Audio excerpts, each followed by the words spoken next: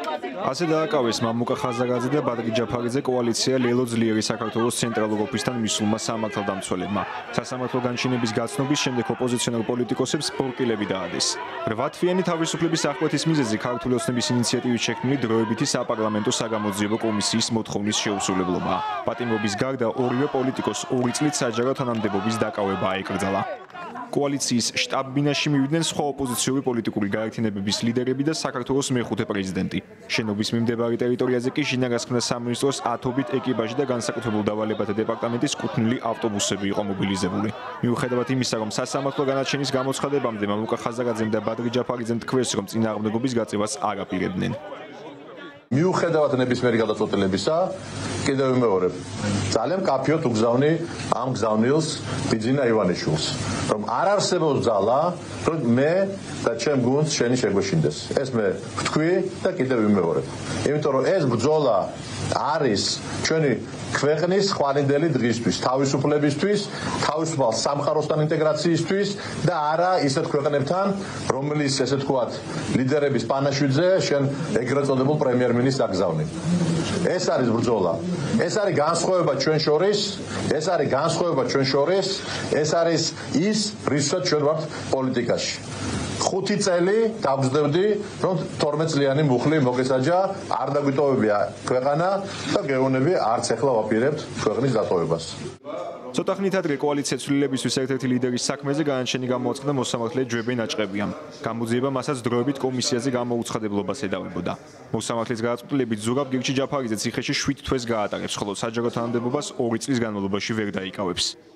პოლიტიკოსებისთვის შეფარდებულ პატიმრობას გამოეხმაურდნენ კოალიცია ცვლილებისთვის სხვა ლიდერები და ოპოზიციას ერთიანობისკენ მოუწოდეს.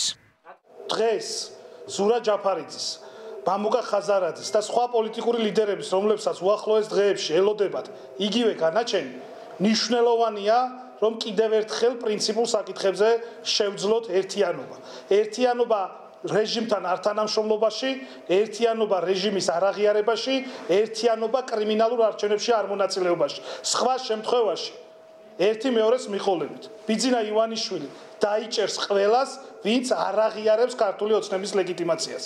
თავისუფლებისთვის ბრძოლა გაგრძელდება და ყველა ადამიანი, ყველა ის პროტესტში მონაწილე ადამიანი უნდა იყოს ჩართული წინააღმდეგობის მოძრაობაში. სხვაგვარად ავტორიტარებთან გამარჯვება გამორიცხულია. თეა წულუკინის თავმჯდომარეობით მოქმედ საპარლამენტო კომისიაზე გამოუცხადებლობის გამო დაკავებული არიან და განაჩენს ელოდებიან ნიკა მელია და ნიკა გვარამია. ნიკა მელიას პროკურატურამ 20 ივნისს აღკვეთის ღონისძიების სახით 2 წლამდე პატიმრობა შეუფარდა მოსამართლე ირაკლი შვანგირაძისთვის წყლის შესხმის ეპიზოდზეც.